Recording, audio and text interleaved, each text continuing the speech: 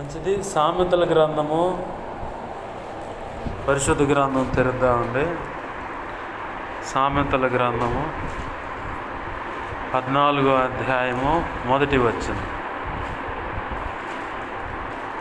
సామెతల గ్రంథము 14వ అధ్యాయం 1వ వచనం. జ్ఞానవంతురాలు తన ఇల్లు కట్టును, మూఢురాలు తన చేతులతో తన ఇల్లు ఓడబెరుకును. చిన్న మాట ప్రార్థన చేస్తున్నాను.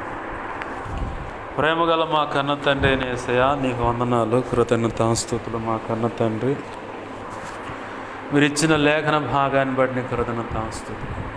ఈ లేఖనాన్ని విరవండి ప్రభువా. లేఖనము చాటున మీరు దాచి ఉంచిన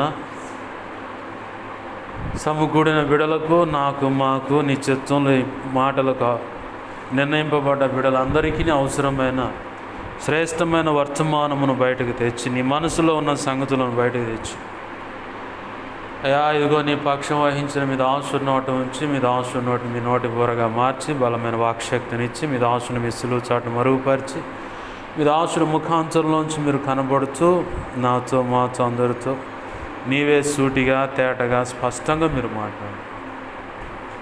మా అందరికీ వినగలిగిన చెవును, గ్రహించగల మనసును, లోబడు హృదయాన్ని, వాక్యాన్ని కూడా జీవించే కృపను, హృదయ సున్నతిని, దిద్దుబాటు మనస్సును, నేర్చుకునే శుభగుణ లక్షణమును, నిత్యత్వము చేరు పర్యాంతం వరకు నిత్య నిపాసను శిష్యరికము చేసి శిష్యులైన సేవక గణముగా తీర్చిదిద్దబడి ఘనమైన నీ సేవ ఉదయగంతల వరకు వెలిసి, దేవా నీ పని చేసి సంపూర్ణ సిద్ధి పొంది అందరిని సంపూర్ణ చేసి నీ ఎదుట క్రీస్తు న్యాయపీఠం ఎదుట నిలవబెట్టి నేను మహింపరుచుకున్నట్లుగా ఆనాడు నువ్వు నిర్ణయించిన మెప్పు, ఘనత, మహిమ, బహుమతులు అందుకొని నిత్యత్వంలో ప్రవేశించి, వధువులో నువ్వు నిర్ణయించిన ఉన్నత స్థానంలో నిలిచి, నీతో కలిసి యుగ యుగాలు నిత్యరాజ్య పరిపాలన చేసి నేను మహింపరుచుకునే ధన్యత, భాగ్యం నాకు మాకు నీ చిత్తంలో నిర్ణయింపబడ్డవారు అందరికీ అనుగ్రహించమని, ఆ అనుగ్రహం పొందినట్లుగా మాకు ఈరోజు ఉపదేశించమని, మరి ముఖ్యంగా కుటుంబాన్ని కట్టుకోవటానికి, అయా ఇదిగో తండ్రి వ్యక్తిగత జీవితాన్ని కట్టుకోవటానికి పరిస్థితులు సమస్తం ఎరిగిన దేవా, అన్ని విధాలు అన్నీ కట్టుబడి చేసుకొని నీ కృపల వర్ధిల్లుటకు కూడా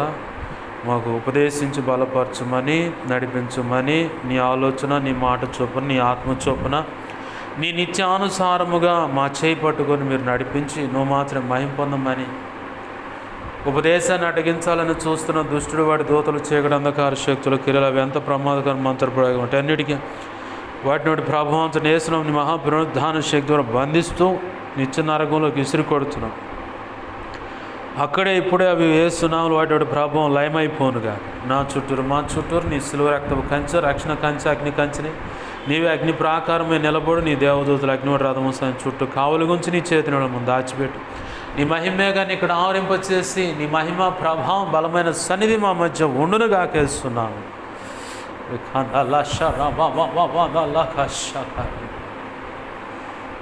ఇర్మియా 1:9, 10, 18, 19 నీ కృప గురించి, నీ కృప నాకు దయచేపండి. అపోస్తుల కార్యం 4:27-37 వచ్చిన ప్రకారం, యెషయా 51:16 ప్రకారం, మత్తయి 10:1-7-8 ప్రకారం నీ కృప గురించి, హెస్కేల్ 2:1-2 వచ్చిన ప్రకారం నన్ను మమ్మల్ని చక్కగా నిలబెట్టి నీ ఆత్మను నింపి మాతో మాట్లాడమని, నీ ఆత్మకార్యములను జరిగించమని యేసయ్య నామములోనే ప్రార్థించే సమస్తం పొందుకొని కృతజ్ఞతాస్తుతులు చెల్లిస్తూ వాక్య ఉపదేశాన్ని నన్ను మమ్మల్ని చేతులకు అప్పజెప్పి సమస్త అల్లరి యేసునామములో బంధిస్తున్నాను. దుష్టుడు ఆగడ లయమైపోనుగాక. పసిబిడం సమస్తాన్ని స్వాధీనం తీసుకో. నువ్వు అనుకున్న జరిగించము. యేసయ్య నామములోనే ప్రార్థించి సమస్తం పొందుకొని నేను మహింపరుచుకుంటూ నీ వాక్యాన్ని బట్టి కృతజ్ఞతాస్తుతులు చెల్లిస్తున్నావు మార్చండి. ఆమేన్, ఆమేన్, ఆమేన్. మంచిది. సమకూడిన మీ అందరికీ ప్రభు అయిన యేసుక్రీస్తు వారి పేరిట నా హృదయపూర్వకమైన వందనాలు. చదువుకున్న లేఖన భాగంలో సర్వసాధారణంగా అంటే వివాహ సమయంలో పరిచయం చేసే వాక్యాలు ఇవి. జ్ఞానవంతురాలు తన ఇల్లు కట్టుకుంటుంది, మూఢురాలేమో తన ఇల్లును ఓడబెరుగుతుంది తన చేతులతో. అయితే ఇద్దరు స్త్రీల గురించి చెప్పబడుతూ ఉంది లేఖనంలో. అయితే జ్ఞానము సంపాదించుకోవాలి ఎలా? కొంతమంది అంటారు తల్లిదండ్రుల జీన్స్ను బట్టి జ్ఞానము, తెలివితేటలు వస్తాయంటారు. మరి కొంతమంది చదువును బట్టి వస్తుంది, లేదంటే టాలెంట్ టెస్టులు రాస్తే జ్ఞానం ఇంప్రూవ్ అవుతుంది అంటారు. వాటన్నిటికంటే ఎవరికి అంతు చిక్కనంతటి జ్ఞానం ఎక్కడ దొరుకుతుంది అంటే పరిశుద్ధ గ్రంథం చదవటం వల్ల. ఆమేన్, హల్లెలూయా. పరిశుద్ధ గ్రంథం చదవటం వల్ల జ్ఞానానికి మూలమైన దేవుడే నీలోకి వచ్చి ఆ యేసయ్యే బుద్ధియు జ్ఞానమును సర్వ సంపదలు ఆయనలో నిక్షిప్తమై ఉన్నాయని ఓ పాటలో కూడా స్టీఫెన్సన్ గారు రాసి పెట్టాడు, కళ్యాణం కమనీయం అనే పాట. అది వాస్తవానికి పత్రికల్లో ఉంది, పిలుపు పత్రికలోనే ఉంది. అది బుద్ధియు జ్ఞానమును సర్వ సంపదలు యేసయ్యలో నిక్షిప్తమై ఉన్నాయండి. యేసయ్య అంటేనే వాక్యమైన దేవుణ్ణి మన హృదయంలో పదిలపరుచుకుంటే ఒక ఆడగూతురుగా జ్ఞానవంతురాలుగా మారిపోదు. మగవాడైనా సరే వాక్యాన్ని హృదయంలో దాచిపెట్టుకుంటే, అంటే యేసు ప్రభు వారికి స్థానం ఇస్తే ఖచ్చితంగా ఆయన జ్ఞానాన్ని మనకిస్తాడు. ఇప్పుడు సొలొమోనుకున్న జ్ఞానం ఎక్కడి నుంచి వచ్చింది? ప్రార్థన, తండ్రి యొక్క కనుసన్నల్లో పెరిగాడు. తండ్రిని గమనిస్తూ ఉన్నాడు ఎప్పటికప్పుడు. ఆయన 3 పూట్ల ప్రార్థన చేయడం గమనిస్తున్నాడు, స్తుతించడం గమనిస్తున్నాడు. పిల్లలు ఖచ్చితంగా మనల్ని గమనిస్తూ ఉంటారు. ఆ గమనించిన దాన్ని బట్టే వీళ్ళు కూడా, ఆ సొలొమోను కూడా తన తండ్రి ఒకటే మాట చెప్పాడు అవసాన స్థితిలో, అయ్యా నీ దేవుడైన యెహోవా అంటే నాకు తోడై ఉన్నాడు, నీకు కూడా తోడై ఉంటాడు రా. ఆయన ఆజ్ఞలను కట్టడలను శిరస వహించి నువ్వు నడువు చాలు, ఇంక నువ్వేం చేయాల్సిన పని లేదు. ఆయన ఎలా చెబుతున్నాడు అలా అడుగులు వేసినప్పుడు అసలు నువ్వు ఎక్కడ అడుగు పెట్టినా జయమే, నువ్వు ఏ పని చేసినా ఆశీర్వాదమే. ఆయన్నే పక్కన పెట్టి మన ఆలోచన, మన తెలివితేటలు, మన ప్రయత్నాలు అనేవి చేసినప్పుడు ఖచ్చితంగా మనం దెబ్బ అవుతాం. అంటే నష్టాన్నో, అవమానాన్నో, కృంగుదలను, వేదన, కన్నీరు ఏదో ఒకటి మనం చవి చూడాల్సిందే. అంటే దాన్ని రుచి చూడాల్సిందే ఖచ్చితంగా. అయితే సొలొమోను 1 రాజులు 3వ అధ్యాయం 9, 10, 12 కానీ 1 రాజులు 4వ అధ్యాయం 29వ వచనంలో కానీ అక్కడ చూస్తే దేవుడు సొలొమోనుకి ఏమి ఇచ్చాడంటే బుద్ధి వివేకములు గల జ్ఞానము, హృదయాన్ని ఇచ్చాడు. ఆయన ఏమడిగాడు? ఆయన చేసిందల్లా ఒక్కటే. సొలొమోను చేసింది ఏంటంటే వాళ్ళ నాన్న చెప్పిన తర్వాత పెద్దలంతా కలిసి ప్రవక్త కూడా తోడై అభిషేకించాడు, పట్టాభిషేకం జరిగింది. ఆ పిదప తన తండ్రిలో ఉన్నటువంటి కోరికను బట్టి, దేవుడు చెప్పిన మాటను బట్టి సొలొమోను ద్వారా దేవుడే దగ్గరుండి పనివారిని కూడా ఇచ్చి, సొలొమోనుకి మందిరం కట్టడానికి ఇచ్చిన పనివాళ్ళు కానీ, మోషే ప్రత్యక్ష గుడారం కట్టడానికి పనివాళ్ళని ఇచ్చాడు దేవుడే. అక్కడ పనివాళ్ళు, ఇక్కడ ఈ పనివాళ్ళకి దేవుడు జ్ఞాన హృదయాన్ని ఇచ్చాడు. వాళ్ళకి మంచి నైపుణ్యత, పనిలో నైపుణ్యత గల జ్ఞానం ఇచ్చాడు వాళ్ళకి. ఇక్కడిద్దరికి ఇచ్చాడు.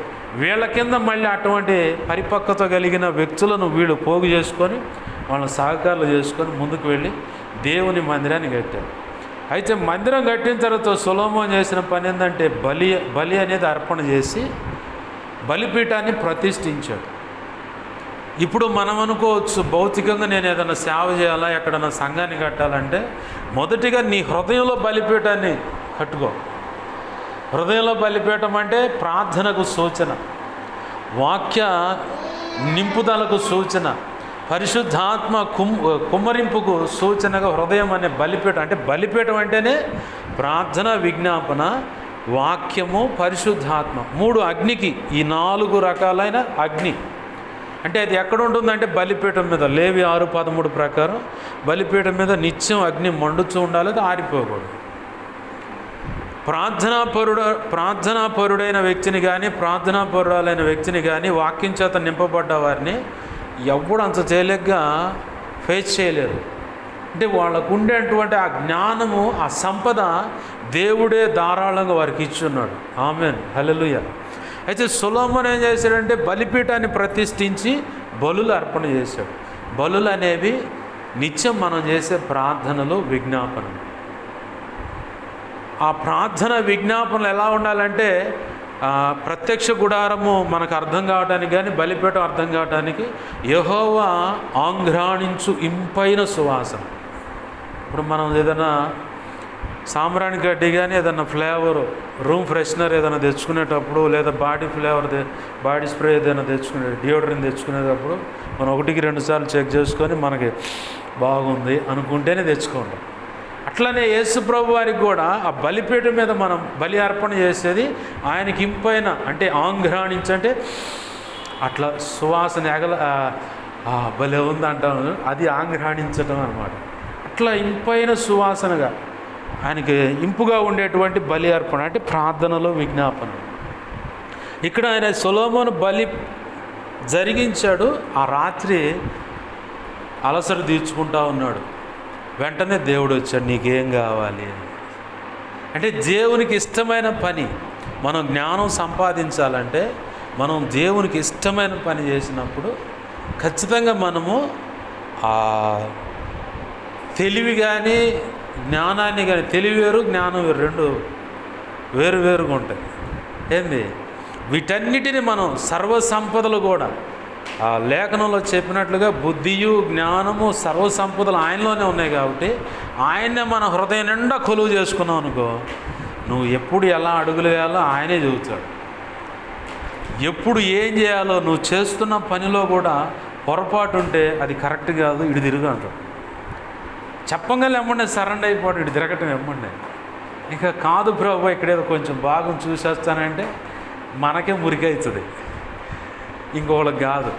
ఏంది అట్లా ఆయన ఇట్లా తిరిగి అన్నప్పుడు తిరిగిపోవటమే. జ్ఞానాన్ని సంపాదించాలంటే మొట్టమొదటి మనం చేసింది ఒకటే, ప్రార్థన విజ్ఞాపన చేస్తా, వాక్యం చేత నింపుకుంటా, వాక్యానుగుణంగా దేవుడు చెప్పినట్లు అడుగులు వేస్తే అసలు నీకు మించిన జ్ఞానవంతురాలు, నీకు మించిన జ్ఞానవంతుడు ఇంకొకడు ఉండడు. జ్ఞానవంతురాలు ఇల్లు కట్టుకోవడానికి మూలమైన అసలు మూల పునాది ఏంటంటే వాక్యమే. ఆ వాక్యమైన దేవుణ్ణే నువ్వు ఆధారం చేసుకొని అడుగులు వేస్తే అసలు నిన్ను ఎదురాడటానికి లోకా 21:15 అంటాడు, ఎదురాడుటకు వల్లపడనటువంటి ఆ జ్ఞానాన్ని నేను మీకు ఇస్తున్నాను అన్నాడు. లోకా 21:15 ఆ మాట ఉంటుంది. అక్కడ ఏం రాస్తాడంటే, ప్రభు నీకు ఎదురాడటానికి ఎవరు వల్ల కాదనమాట. అంత పరిపూర్ణమైన జ్ఞానాన్ని దేవుడు మనకి ఇవ్వటానికి సిద్ధమై ఉన్నాడు. లోకా 21:15 మీ విరోధులందరూ ఎదురాడుటకును కాదనుటకును వీలు కాని వాక్కును జ్ఞానమును నేను మీకు అనుగ్రహించును. అంటే ఎవరైనా వచ్చి మనతో వాదన పెట్టుకుంటే నీతో మాట్లాడటానికి ఆ వ్యక్తికి శక్తికి, అంటే డైరెక్ట్గా చెప్పాలంటే దమ్ము చాలదన్నమాట. ఇది ఎవరైనా పొందుకున్నారా? ఇలాంటి వాక్యం ఎవరైనా పొందుకున్నారంటే పొందుకున్నారు. స్టెఫెను పొందుకున్నాడు, ఫిలిప్పు పొందుకున్నాడు. అసలు ఈ స్టెఫెను ఫిలిప్పు ఎవరు? అపోస్తల కార్యం 6వ అధ్యాయం చూస్తే అక్కడ అపోస్తల కార్యం 6వ అధ్యాయంలో ఈ స్టెఫెను ఫిలిప్పు అనేవాళ్ళు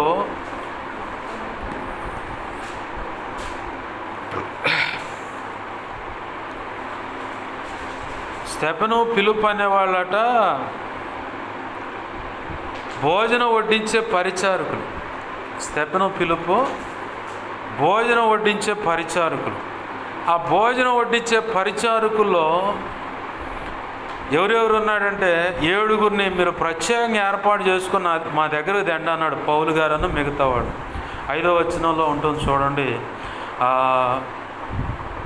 ఈ మాట జనసమూహం అంతటికి ఇష్టమైనందున వారు విశ్వాసముతోనూ పరిశుద్ధాత్మతోనూ నిండుకొనిన వాడైన స్టెఫెను ఫిలిప్పు వీళ్ళు ప్రారంభంలో ఉన్నారంటే ఎంతో ఈ మిగతా 7గురి కంటే 5గురు, మొత్తం 7గురు, ఈ 7గురులో 5గురి కంటే ముందంజలో ఉన్నారు వీళ్ళు. ఈ ముందంజలో ఉన్న వీళ్ళు మళ్ళీ చివరి వచనం కాడికి వచ్చేటు 9వ వచనం చూస్తే అక్కడ కొన్ని జాతుల వాళ్ళతో తను తలపడుతున్నాడు. 8 స్టెఫెను కృపతోనూ బలముతోనూ నిండిన వాడే ప్రజల మధ్య మహత్కార్యములను గొప్ప సూచక్రియలను చేయించుండెను. అక్కడ కింద మళ్ళీ 9వ వచనంలో కొన్ని జాతుల వారితో చెబుతూ వాళ్ళతో తర్కిస్తూ ఉన్నాడు. తర్కిస్తూ ఉంటే 10వ వచనంలో మాటలాడుట యందు అతడు అగపరిచిన జ్ఞానమును అతన్ని ప్రేరేపించిన ఆత్మను వారు ఎదిరింపలేకపోయిరి. 7వ వచనంలోనేమో స్టెఫెను చనిపోవడం కనపడుతుంది. ఆ తర్వాత పిలుపు కూడా ఉంటాడు అక్కడే. 7వ అధ్యాయంలోనే స్టెఫెను చనిపోవటం ఈ సంగతులు అంతా ఉంటుంది. ఆ తర్వాత పిలుపు కూడా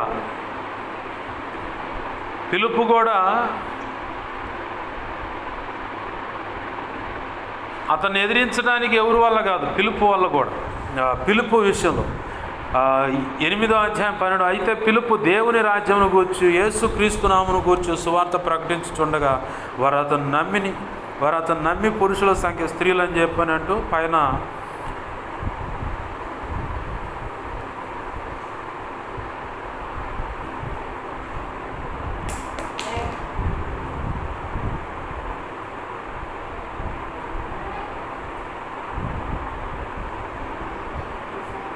జనసమూహం విని పిలుపు చేసిన సూచక్రియలను చూసినందున అతడు చెప్పిన మాటలు ఏక మనసుతో లక్ష్యం ఉంచు.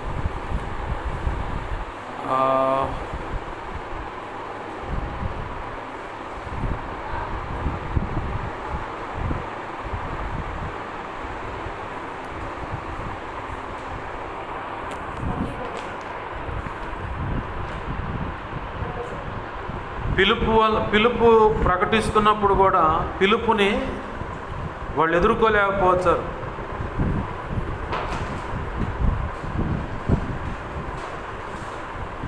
పిలుపును కూడా వాళ్ళు ఎదుర్కోలేకపోతారు. అయితే దేవుని కృప వాళ్ళిద్దరిని ఆవరించింది. పిలుపుతో పాటు ఉన్నటువంటి స్టెఫెన్, వీళ్ళిద్దరూ దేవుని చేత ఎటువంటి కృప పొందారంటే గొప్ప ఆశీర్వాదం. విశ్వాసముతోనూ పరిశుద్ధాత్మతోనూ, అలాగనే ఇంకొక మాట ఏంటంటే కృపతోనూ బలముతోనూ నిండుకొనిన. స్టెఫెనేమో కృపతో బలముతో నిండుకొనినవాడు అన్నాడు. పిలుపేమో పైన చెప్పండి పరిశుద్ధాత్మతోనూ విశ్వాసముతో నిండుకొనివాడు. అయితే ఇక్కడ మనము బాగా గమనించాలి, ఇట్లాంటి కృప అంటే లూకా 21వ అధ్యాయం 15వ వచనంలో సెలవిచ్చినట్లుగా ఇలాంటి కృప ఎవరైనా పొందుకున్నారంటే ఆ పొందుకున్న వాళ్ళు స్టెఫెను, పిలుపు, ఆ తర్వాత మిగతా 5గురు ఉన్నారు. మరి ఇది ఆ రోజు వాళ్ళకి ఇచ్చారు కదా, మనకు కూడా ఇస్తారా ఈరోజు అంటే ప్రభువుని అడిగితే ఖచ్చితంగా ఇస్తాడు. అది ఆ తరంలో అంటే ఇప్పుడు మనం పౌలు, పేతురు, పిలుపు, యోహాను వాళ్ళున్న ఆ తరంలోనే, అంటే ఆ యుగంలోనే మనం ఉన్నాం, వేరొక యుగంలో లేవు. అయితే వాళ్ళున్న ఆ యుగం ఇంకా అంతం అయిపోవాలి. ప్రభు రాకడ సమీపం ఉంది. అలాగనే ఈ భూమి మొత్తం లయమైపోయే కాలం ఒక రోజు ఉంది. అది అయిపోయిన తర్వాతనే ఇంకొక యుగం అనేది ప్రారంభమైంది. అయితే ఇప్పుడు పౌలు, పేతురు, పిలుపు, స్టెఫెను వాళ్ళున్న ఆ యుగంలోనే మనం ఉన్నాం. ప్రభు అయిన యేసు నామమును బట్టి ప్రతి వాగ్దానం మనకు అనుగ్రహింపబడింది. అవును, ఆమెననే ఉంది. కాబట్టి మనము మొదటిగా జ్ఞానాన్ని సంపాదించాలి. జ్ఞానవంతురాలు తన ఇల్లు కడుతుంది. జ్ఞానవంతురాలు తన ఇల్లు కట్టాలంటే మొదటిగా కావాల్సింది ఏంటంటే ఆయన్ని మన హృదయంలో పదిలపరుచుకొని ఆయన సన్నిధిలో ప్రార్థన చేస్తా, వాక్యం చదువుకుంటా, విజ్ఞాపన చేసుకుంటా, దేవుని పాదాలు పట్టుకొని కనుక దేవుని గోజాడితే ఖచ్చితంగా మనకి సిరి సంపదలు, బుద్ధియు జ్ఞానము, సర్వ సంపదలు మనకు దేవుడే ఈయనై ఉన్నాడు. ఆయనే ఇస్తాడు కూడా. అయితే మనం గమనించాల్సిన ఒక మాట ఏంటంటే ప్రభువారు మనందరికీ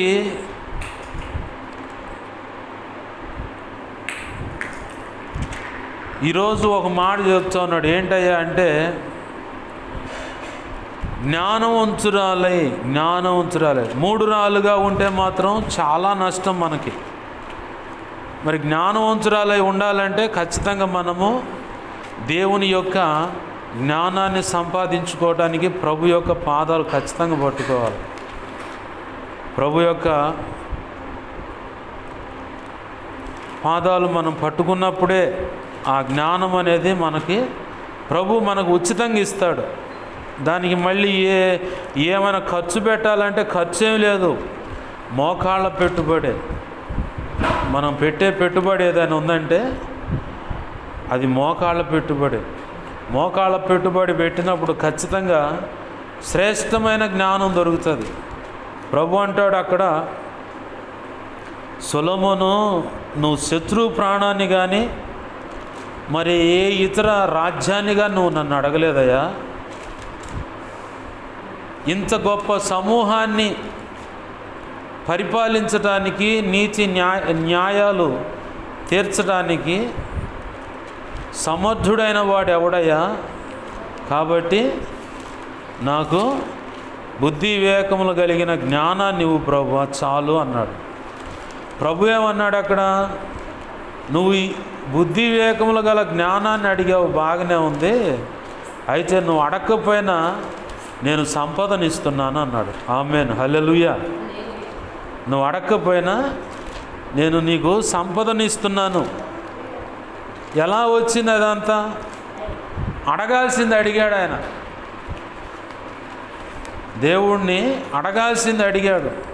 మనం కూడా ఏం చేస్తామంటే అప్పుడప్పుడు తొందరపడి 3 రాళ్ళు కనుక అడుగులు వేసినట్టుగా అడుగులు వేస్తాం. అప్పుడు పడతాయి పెడదెబ్బలు మనకి. 3 రాళ్ళు అడుగులు వేసినట్టు అడుగులు వేసినప్పుడు మనకు కనబడకుండా దెబ్బలు తగులుతాయి. మనకి కనబడకుండా దెబ్బలు తగులుతాయి అన్నమాట. బాగా గుర్తుపెట్టుకోండి, తొందరపడి అడుగులు వేయటం వల్ల ఏ విషయంలో అయినా సరే, అది ఉద్యోగరీత్యా కానీ, లేదంటే లేదు వివాహం విషయంలో కానీ, లేదా ఒక పెట్టుబడి విషయంలో కానీ తొందరపడి ఏ విషయంలో అయినా సరే అడుగులు వేసినట్టయితే ఆ తర్వాత అసలు ఎంత నష్టం అంటే కోలుకోలేనటువంటి నష్టము, కోలుకోలేనంత నష్టము మనము ఖచ్చితంగా రుచి చూడాల్సి వస్తుంది. అయితే మనం ఏం చేయాలంటే దేవుని పాదాలు పట్టుకుని దేవుణ్ణి అడగల, ప్రభువా నాకు నీ జ్ఞానం ఇవ్వయ్యా. ఇప్పటి వరకు బుద్ధిహీనంగా అడుగులు వేస్తున్నానేమో, ఒకవేళ నన్ను క్షమించు ప్రభువా, నన్ను క్షమించు ప్రభువా. అయితే ఇదిగో నీ ఆలోచన చొప్పున నేను అడుగులు వేయాలని ఆశపడుతున్నాను, నాకు సహాయం చేయండి ప్రభువా అని చెప్పని ప్రభు పాదాలు పట్టుకుంటే ఖచ్చితంగా దేవుడు మనకు సహాయం చేయగల సమర్థుడు. ఆమేన్, హల్లెలూయా. అయితే ఇక్కడ మనం గమనించాల, నేను చూసిన ప్రపంచంలో అంటే ఆధ్యాత్మికంగా నేను అడుగులు వేసిన తర్వాత ప్రభు కృపలో ఎంతో నేను నా ఎదుటికి వచ్చిన వాళ్ళను చూశాను. వాళ్ళు తొందరపడి వేసిన అడుగులను బట్టి వాళ్ళు ఎదుర్కొన్న ప్రతి విషయంలో అయినటువంటి నష్టాన్ని నాకు చెప్పినప్పుడు నేను విన్నా. ఏంటండి ఆ నష్టం అంటే, నాకు తెలిసి ఒక అన్నయ్య ఉన్నాడు. ఆ అన్నయ్య భార్య రోమన్ కేథాలిక్ ప్రకారంగా జ్ఞాన స్నానం పొందింది. ఏ ప్రకారంగా? రోమన్ కేథాలిక్, ఆర్సిఎం అంట. అయితే జ్ఞాన స్నానం పొంది విగ్రహారాధన కూడా చేసింది ఆ తల్లి. నాకు డౌట్ వచ్చి, అయ్యా మీరు ఇంట్లో విగ్రహాలు ఉన్నాయి, ఎందుకు పెడుతున్నారు ఇవన్నీ, ఇవి తీసేయచ్చు కదా అని అంటే, పాస్టర్ గారు అది మా అత్తగారు కోరిక. నువ్వేమో జ్ఞాన స్నానం పొందావు, మీ ఆయన ఏమో నీట ముంచు బాప్తిసం పొందిండు, ఆ విగ్రహారాధన ఎందుకమ్మా, తీసేయచ్చు కదా అంటే మా అత్తగారికి గుర్తుగా పాస్టర్ గారు. నేను చాలాసార్లు వెళ్ళినప్పుడల్లా ఆమెను హెచ్చరించేవాడిని, అయ్యా ఎందుకు ఇది తీసేయచ్చుగా.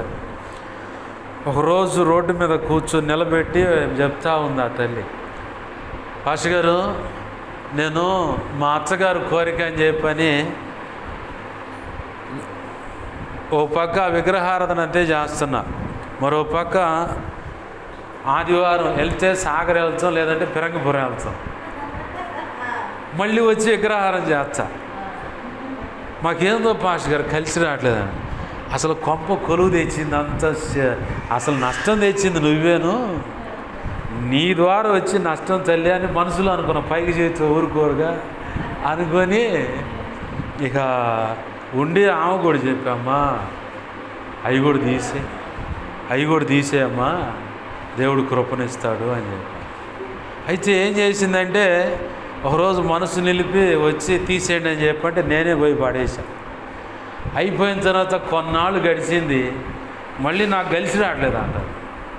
ఓ అమ్మో నాకు కలిసి రావట్లేదు అంటూ ఇదే వ్యవహారం, ఏది కలిసి రావటం కాదమ్మా, దేవుని పాదాలు పట్టుకోండి, దేవుడు ఖచ్చితంగా కృపణిస్తాడు. ఎందుకంటే న్యాయాధిపతుల గ్రంథం 2వ అధ్యాయంలో ఓ మాట ఉంది, విగ్రహారాధన చేసిన వాళ్ళు అంటే ఇజ్రాయిల్ ప్రజలే విగ్రహారాధన వైపు వెళితే ఆ విగ్రహారాధన ప్రభు అన్నాడు అక్కడ, వారు వ్యర్థమైన విగ్రహాలతో వ్యభిచరించిరి అని. ఆ తర్వాత కింద వచనాలు కొంచెం కిందకు దిగితే, కొంచెం కిందకు వచనాలు చూస్తే 4 వచనాలు కిందకు చూస్తే, లేదా అదే ఆ పైన కింద 17వ వచనంలో ఉంటుంది వారు విగ్రహాలతో వ్యభిచరించిరని. ఆ పైన 11, 12 వచనాల్లోనేమో వాళ్ళు నేను చెప్పిన మాట వినలేదు కాబట్టి వాళ్ళు ఎక్కడికి పోయినా వాళ్ళకి నేనే శత్రువుని అవుతాను. ఆ మాట నాకు గుర్తొచ్చిందమ్మా, అసలు చేసిందంత కొంప కొలువు నువ్వేను, చేసిందంతా 15వ వచనంలోనేమో వారు పోయిన ప్రతి స్థలమున వారికి బాధ కలుగు చేయుటకు యెహోవా వారికి శత్రువాయెను గనుక వారికి మిక్కిలి ఇబ్బంది కలిగింది. ఇది ఒకటి. ఆ పైన అంటాడు 13లో వారు యెహోవాను విసర్జించి బయలును ఆష్టారోతును పూజించి. కిందేమో 17వ వచనంలోనేమో తమ పితరులు యెహోవా ఆజ్ఞను అనుసరించి నడిచిన మార్గం నుండి త్వరగా తొలగిపోయి ఇతర దేవతలతో వ్యభిచరించిరి. నాకు ఇది గుర్తొచ్చింది అమ్మనే, ఓ అమ్మ నువ్వు అసలు చేసిందంతా నువ్వు తల్లి ఈ కారణం అంతా. అయితే నేను ఒక ఆలోచన చెప్పాను, ప్రభు కృపను బట్టి మా దేవుని పాదాలు పట్టుకోండి, జరిగిన పొరపాటును బట్టి క్షమాపణ. అసలు నీ ఇల్లు ఇంత అతలాకుతలం అయిపోవటానికి, ఇంత గందరగోళం అవటానికి నీ తొందరపాటు నిర్ణయమేనా? అయితే దేవుడు ఖచ్చితంగా కృపణిస్తాడు, కోప్పడే దేవుడు కాదు. అలా అని కోపపడని చెప్పని ఆటలాడటానికి మనకు అవకాశం లేదు. మరి ఏం చేయాలి పాస్టర్ గారు అంటే ఒకటే, పశ్చాత్తాపడి దేవుని పాదాలు పట్టుకొని క్షమాపణ అడుక్కుంటే ఖచ్చితంగా దేవుడు కృపణిస్తాడు, నీకు కార్యం జరుగుద్ది పో. ఆ మాట చెప్పిన తర్వాత కొన్నాళ్ళు నడిచారు. ఇది ఎట్టుందంటే వాళ్ళ వ్యవహారం అంతా లాటరీ టికెట్ తీసినట్టు ఉండేసరికి నేనన్నా, అంటే అన్ని జనం నుంచి బయటకు వచ్చినాడు కదా, నేనన్నా లాటరీ దిగగానే 1,00,000, 1,00,00,000, 10,000, 20,000 వచ్చే వ్యవహారం కదబ్బా. యేసయ్య ఇచ్చేది శాశ్వతమైన ఆశీర్వాదం. ఆ శాశ్వతమైన ఆశీర్వాదం నువ్వు సంపాదించుకోవడానికి భౌతికమైన ఈ భూమి మీద లాటరీ టికెట్ లాగమాక. ఖచ్చితంగా నా ప్రభు కృపణిస్తాడు. ఆ అమ్మను కూడా దేవుడు చెప్పినట్టు అడుగులు వేయమని చెప్పంటే పొరపాటు కూడా వెళ్ళా. చివరికి ఆ అమ్మ చేసిన పని ఏంటంటే ఇతను కూడా అట్లా ఆకపోయింది, మళ్ళీ విగ్రహారాధన మొదలుపెట్టి. నేను ఆ అన్న వచ్చి నాతో చెప్తా ఉన్నాడు, అయ్యా నేను ఇంక మళ్ళీ విగ్రహారాధనకి వెళ్ళిపోతున్నాను. నేను చెప్పా, ఇప్పుడు వరకు నువ్వు ఎదుర్కొన్న ఇబ్బందులు తాత్కాలికమైనవి, ఇక్కడి నుంచి నీకు ఎదురయ్యే ఇబ్బందులు ఇక అసలు నేను చెప్పలేని. అర్థం చేసుకో, నీకు ఆల్రెడీ లేఖనం తెలుసు, నేను చెప్పాను హెచ్చరికలు. యేసయ్యను కాదని విగ్రహారాధన అంటే ఇక విగ్రహారాధనలో చాలా రకాలు ఉన్నాయి. అంటే నేను మొన్న అక్కడ గురిపాలెం పోయినప్పుడు తమ్ముడు చెప్పాడు, అన్నా పాస్టర్ గారు మీరు కనుక రాకపోతే పలానా చోట ఇట్లా మంచి పనోడు ఉండంటే అక్కడికి పోదాం అనుకున్నాను. ఎందుకబ్బా అన్న, ఎందుకబ్బా అంటే మా సంగతి ఏందో అర్థం కావట్లేదు. అర్థం కాకపోతేనే కదా ప్రభు ఇక్కడ నన్ను పంపించింది, నీకేం కాదు, ఏమీ లేదు, అంతా బాగుంది, ప్రశాంతంగా ఉన్నాను. అందరికి ప్రేయర్ చేసి వచ్చిన తర్వాత మళ్ళీ ఎమ్మడే అత్తమ్మ ఫోన్ చేసి, అక్కడి నుంచి ఇక్కడికి వచ్చే లోపల అత్తమ్మ ఫోన్ చేసి, పాస్టర్ గారిని పంపించావు, మంచిదమ్మా, సరైన సేవకుని ఇక్కడికి పంపించావు. నేను ఆయన చూస్తే మొదట్లో ఏందో అనుకున్నాను, కానీ ఆయన ప్రార్థన చేసి వెళ్ళాడు, కరెక్ట్ సేవకుని ఇక్కడికి పంపించావు అని చెప్పి ఆయనే సాక్ష్యం ఇచ్చాడని అత్తమ్మ సాక్ష్యం చెప్పి. ఇట్లా తొందరపడి కొంతమంది అడుగులు వేయటం వల్ల, అంటే నా వ్యక్తిగత జీవితంలో నేను చూసిన వాళ్ళలో వాళ్ళ కాడకు పోయిన వాళ్ళు నా కాడకు వచ్చి ప్రభువులు తీసుకొని పోయిన వాళ్ళు కూడా ఉన్నారు. ఆ తర్వాత ఎందుకు ఒకరోజు లాస్ట్ 2 వారాల క్రితం అనుకుంటా వచ్చారు, కూర్చున్నారు, నేను వాక్యం అందిస్తూ ఉన్నా, సడన్గా ఈ సబ్జెక్ట్ వచ్చింది. అమ్మ పలికితే 10,000, అమ్మ పలకాలంటే 10,000 16లా, లేదంటే 20,000 16లా. ఆ ఎదురు కూర్చున్నవాడికి గతక్కమంది, వాడు స్టన్ అయ్యాడు, నా సంగతి వీళ్ళకి ఎవరు చెప్పారని. ఏంది నేనన్నా, ఎరా అబ్బాయి, అమ్మ పలకాలంటే 10,000 16, లేదంటే 20,000 16 ఇచ్చావు, నీ బతికేమని మారిందా? ఏం మారలేదు. అది ఏంటంటే స్టన్ అయ్యి ఉండే, అంతే చూస్తాను ఎవరు చెప్పారు నా గురించి అని. తర్వాత ఉండి అదే నేను మామూలుగా క్యాజువల్గా పాస్టర్ గారికి మీటింగ్స్కనో మందిరానికనో 10,000 ఇవ్వమంటే ఇస్తావా, నేను ఎందుకు ఇయ్యనాడు. నీకేమో నేను చెప్పా, ఆయనకే దొత్తలా కూడా బ్రహ్మాండంగా మేము ఇచ్చే, నేను అవన్నీ ఇంక చాలా వస్తాయి, ఇట్లా వచ్చాయి అనుకుంటారు కదంటే, ఇక ఎట్నే తల కూర్చుండు, అవునన్నాడు, తల కూర్చుండు. నేను అన్నా, యేసయ్య దగ్గర ఉన్న తర్వాత, యేసయ్య రక్తంలో కడగబడి యేసయ్యను వెంబడిస్తా, నువ్వు ఇలా అమ్మ బలుకుద్ది 10,000 16లని, లేదంటే వాళ్ళు ఎవరో చెప్తారు మన సంగతి అని చెప్పొచ్చే, నీకంతా నష్టమే రబ్బాయ్, నీకు వచ్చేది ఏమీ లేదు. యేసయ్య పాదాలు పట్టుకో గట్టిగా, ఆయన ఎదుటే ఈ సాగిలు పడతాయి. మనం ఒకవేళ ఆ పిల్లగాడుతు నేను అన్నాను, ఆయన ఎదుటే అవన్నీ సాగిలు పడతాయి, అక్కడ ఏం లేదు, అదంతా మాయ. అదంతా ఏంటంటే ఆ దెయ్యం పలికిన పలుకులు వాడు చెబుతాడు అంతే, వాస్తవం చెప్పడు వాడు. వాస్తవాన్ని ఒకటి చెప్పి మిగతాయన్ని కల్పితం మొదలు పెడతాడు అన్నమాట. అదంతా మాయ. ఇట్లానే మా జీవితాలు ఎట్టుంటాయి అని చెప్పి అనుకుంటా, నాకు తెలిసిన ఒక అమ్మాయి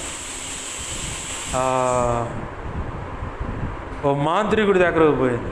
మాంత్రికుడి దగ్గర పోవటం కాదు, వాడిని తెచ్చుకొచ్చారు ఇంటికి తీసుకొచ్చి, ఎట్లా అంటే వీళ్ళ దరిద్రం ఏదో మారుద్దని ఆ ఆడపిల్లకి మర్మాంగం మీద ఉన్న వెంట్రుకలను కూడా తీసి వాడికి ఇచ్చి పంపించారు. ఇక వాడు వదిలిపెట్టకుండా అమావాస్యకి పౌర్ణమానికి శాతపళ్ళు చేయటం, అంటే వశీకరణ, వాడి దగ్గర ఉన్నవన్నీ ప్రయోగిస్తాం.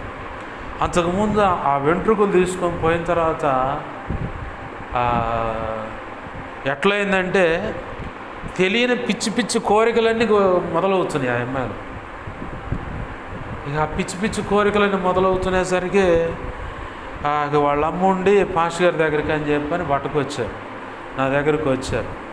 రాగానే ఏమైందన్న, మామూలుగా చెబితే లేదనుకో, చెప్పకపోతే ఇక ప్రార్థనలో వెళ్తే ఆ సబ్జెక్ట్ వస్తూ ఉంటుంది. ఏమైందంటే ఇక అప్పుడు ఇటు సంగతి మమ్మీ ఇలా చేయించింది.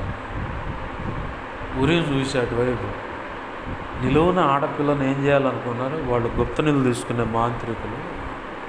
అమావాస్యకి పౌర్ణమానికి, అమావాస్య 3 రోజులు ఉందనగా పౌర్ణమి 3 రోజులు ఉందనగా మంత్రప్రయోగాలు చేస్తారు. మన స్థితి ఏందో తెలుసుకుందా అని చెప్పని ఎవరి దగ్గరకన్నా ఒకవేళ పోయినా, వాళ్ళల్లో ఎవరైనా ఆడపిల్ల చక్కగా ఉంటే వాళ్ళ మీద మంత్రప్రయోగాలు చేస్తారు. చేసి ఎలాగైనా సరే ఆ శరీరాన్ని అనుభవించాలి. లేదు వాడు అనుకున్న జాతకం ప్రకారం ఉంటే తీసుకుపోయి బలి అర్పణ చేయటమో ఏదో ఒకటి చేసి వాడు శక్తులన్న పొందుకోవాలి. గుప్త నిధులు తీసేవాడైతే ఆ నిధిని బయటకు తెచ్చుకోవాలి. ఈ ప్లానింగ్లో ఉంటారు. ఈ కొద్ది అవగాహన ఇచ్చాడు ప్రభు. అంటే ఎందుకు వచ్చామిటంటే 3 రాళ్ళు చేసే పనులు అన్నమాట. ఏదో తెలుసుకుందామని బయలుదేరింది ఆ తల్లి. అసలు ఆర్సీఎంలో రక్షణ పొంది, ఆ తర్వాత విగ్రహారాధనని, ఆ తర్వాత ఇప్పుడు మళ్ళీ తీసేసి మళ్ళీ రక్షణ పొంది, విగ్రహారాధన తీసేసి మళ్ళీ కొంతకాలం నడిచి మళ్ళీ విగ్రహారాధనకి వెళ్ళి, ఇది ఒక బ్యాచ్. నా దగ్గరకు వచ్చి ప్రభువులు తీసుకుంటూ కూడా అమ్మ బలకాలంటే 10,000 పదహారులని 20,000 పదహారులని పెట్టొచ్చి సప్పగా ఏమి ఎరగనట్టుగా నిలబడ్డారు. నేను అక్కడే చెప్పా, వాళ్ళది ఏంటంటే ఇన్స్టెంట్గా ఎమ్మంటే పని కావాలన్నట్టుగా గర్భఫలం లేదు. ఎప్పుడు కలుగుతుందో చెప్పాడు. అరే నేను మాంత్రికుడినా, వాడంటే బుర్ర పట్టుకొని టంగ్ టంగ్ టంగ్ టంగ్ అంట కథలు చెబుతున్నాడు. నీకు విశ్వాసం ఉండి నిలకడగా ఉంటే ఖచ్చితంగా నా ప్రభు కార్యం చేస్తాడు. అట్లా చాలామందికి పిల్లల్ని ఇచ్చాడు దేవుడు. షుగరు పిల్లలు కలగరు వాస్తవాన్ని. నీటి కణుతులు ఉన్నాయి, నీటి కాసులు లేదా కణుతులు ఉన్నాయి. అయినా సరే ప్రభు యొక్క మహా ఉచిత కృపను బట్టి పిల్లల్ని ఇచ్చాడు. 12 సంవత్సరాలైనా కానీ పిల్లలు లేకపోతే ప్రార్థిస్తే పిల్లల్ని ఇచ్చాడు. నువ్వెందుకు తొందరపడుతూ నిలకడకుండా ఉంటే ఎమ్మంటే పిల్లలు కావాలి. అది ఏంది బియ్యం ఎక్కిచ్చేనే కొద్ది సమయం పట్టుద్ది అన్నం రావడానికి. అయ్యా ఓపిక పట్టు అంటే ఓపిక పట్టని వ్యవహారం కాదు. అట్టట్టట్టట్ట పడిపోయారు. చివరికి వాడి దగ్గర పోయి కొన్ని దెయ్యాలు తగిలించుకొని వచ్చారు. మళ్ళీ నా దగ్గరికి వచ్చి మళ్ళీ ప్రార్థన చేసి పంపించారు. కొంతమందికే ముఖం జల్లక నా దగ్గరికి రావటానికి అల్లంత దూరం ఉండగా నన్ను చూసి అట్టట్టి పోయేవాడిని చూసి, ఎందుకు ఎంత తప్పించుకున్న వాడు ప్రయోగించి నేను ఒంట్లో ఉండకుండా పక్కకు పోగా, ఒంట్లో ఉంటాయి ఖచ్చితంగా. ఒక్కొక్కరికి ఏంటంటే దూరం ఉండి ప్రార్థన చేసినప్పుడు విడుదల కలుగుతాయి. కొంతమందికి ఏంటంటే దగ్గరకు వచ్చి వాళ్ళ మీద చెయ్యి ఉంచి ప్రార్థన చేసినప్పుడే విడుదల కలుగుతాయి. అలా అని చెప్పని అది వెంటనే జరుగుద్దంటే ఆన్ ది స్పాట్లో అప్పటి వరకు ఉన్నాయి వదిలిపోతాయి. వాడు మళ్ళీ ఊరకుండడుగా వాడు మళ్ళీ మొదలు పెడతాడు, వాడు ఆట వాడు మొదలు పెడతాడు. అలా మొదలుపెట్టినప్పుడు మళ్ళీ కొన్ని మన ప్రార్థన జీవితం వాక్యం అనేది కరెక్ట్గా లేకపోతే మళ్ళీ వచ్చి మన తలుపు తడతాయి. ఏది మరి నా సంగతి వచ్చి మళ్ళీ తలుపు తట్టి మనం డిస్టర్బ్ చేస్తూ ఉంటాయి. మన తలంపులు, ఊహలు, ఆలోచనలు, హృదయాన్ని భయంకరంగా డిస్టర్బ్ చేస్తాయి. అంతటితోనే ఆగుతాయా? తల్లి పిల్లల మధ్యలోనో, భార్య భర్తల మధ్యలోనో, కుటుంబ సభ్యుల మధ్య మనస్పర్ధలు తీసుకొస్తాయి. ఈ ఊరకొండవు వచ్చినాయి, ఊరకొండవు మనస్పర్ధలు తెస్తాయి అన్నమాట. మనస్పర్ధలు తెచ్చి ఇక రకరకాలుగా సమస్యలను సృష్టిస్తూ ఉంటాయి. సృష్టించినప్పుడే ఇక మనమంతా గలిబిలిగాను తొందరపడి నోరు జారి మాట్లాడుకోవటం ఇవన్నీ జరుగుతాయి. నేనన్నా అట్లాంటి పనుల నుంచి బయటికి రండి, ఇది కరెక్ట్ కాదు. ఇట్లా నాకు తెలిసి ఒక అన్నయ్య ఉన్నాడు, రక్షణ పొందినాడు. ఇన్స్టాగ్రామ్లో గతంలో కూడా పరిచయం చేసినట్టుంది. వశీకరణలో చేయబడును, ఫోన్ నెంబరు, పేర్లు, ఫోటోలు పంపించడంగానే అసలు ఇటు జాతిలో లేదని చెప్పి టక ఇచ్చి పంపించాడు. వాడు అదృష్టం, మాంత్రికుడు అదృష్టం. దొరికాడు అని చెప్పని ఇక తేనె పట్టు ఉన్నాకాడికి జుర్రుకుందా అని చెప్పని వాడు మొదలుపెట్టాడు.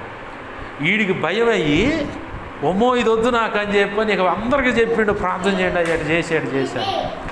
చివరికి ఏమైందో ఏమో తెలియదు కానీ నా స్నేహితుడు ఇనిమేళ్ళలో సేవ చేస్తూ ఉంటాడు. వాళ్ళ సంఘస్థుల మధ్యలో నన్ను చూసిండంట. ఫేస్బుక్లో చూసుకుంటా వస్తే నా పేరు మీద జాషువా డానియల్ అనే పేరు మీద ఫేస్బుక్లో అకౌంట్ కనపడితే దాంట్లో నా తమ్నెల్ యూట్యూబ్ ఛానల్లో మన్నా మినిస్ట్రీస్ నర్సరావుపేట అఫీషియల్ అని కొడితే వస్తుంది. అది దాంట్లో తమ్నెల్ మీద నా ఫోన్ నెంబర్ ఉంటుంది. ఆ ఫోన్ నెంబర్ తీసుకుని నాకు ఫోన్ చేశాను. ఏందబ్బా ఇటు సంగతి అన్నాను. సరే నేనే అక్కడికి రావాలో వస్తున్నాలే ఉన్నాను. కొన్ని ఏం చేస్తానంటే ప్రభు కృపలో ప్రభు అక్కడికి వెళ్ళాలా లేదా ఏంటని అడిగినప్పుడు వెళ్ళు అంటేనే వెళ్ళి ప్రార్థన చేసి వస్తాను. లేదు ఇక్కడే ప్రార్థన చేయంటే ఏడే ప్రార్థన అంటే ఫోన్లోనే ప్రార్థన చేయంటే ప్రార్థన చేస్తాను. అయితే అక్కడికి బాగానే అడిగా, ఏం తమ్ముడా అన్న, ఇటు సంగతి అన్న, అసలు చేసుకుందాంతో నువ్వెందుకు చేశారబ్బా అంటే, అజ్ఞాన స్థితిని బట్టి. ఆయన పేరేంది? సొలొమోన్. రక్షణ పోయింది, ఆయన పేరేందని సొలొమోన్.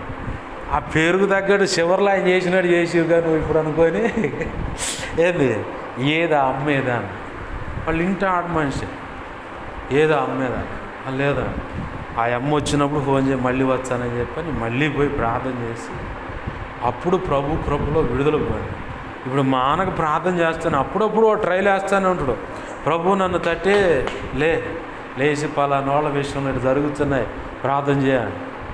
వెంటనే మోకాళ్ళ మీద, వెంటనే ఆలస్యమే ఉండదు. మోకాళ్ళు వేసిందాక దేవుడు ఒప్పుకోడు.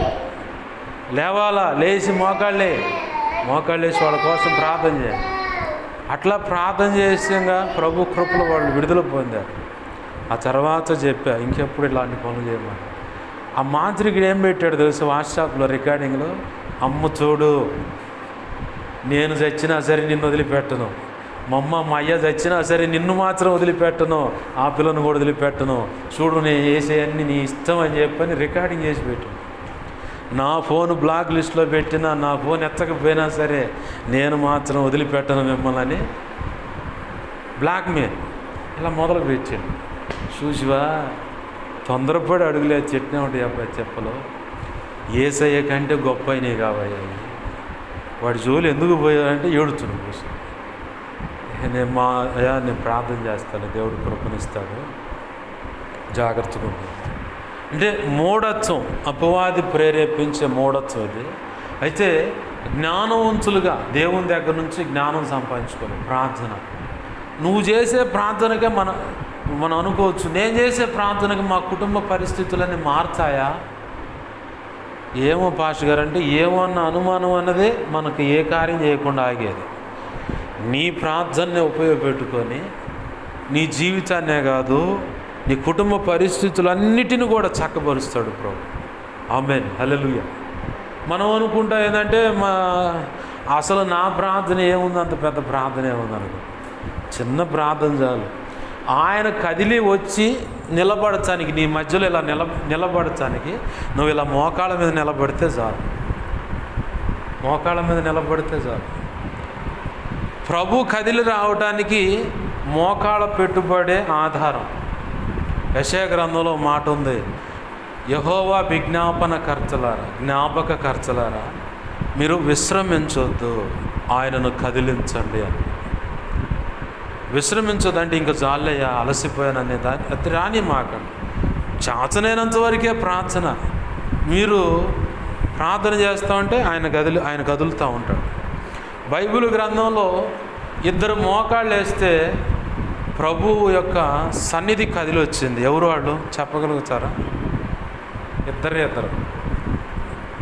ఇద్దరు భక్తులు మోకాళ్ళు వేస్తే పరలోకం కదిలి వచ్చింది. ఇంకా డైరెక్ట్ చెప్పాలంటే పరలోకం చెరవబడింది. పాత నిబంధనలో ఒక ఆయన ఉన్నాడు, ఇంకా ఇంటిస్తున్నా.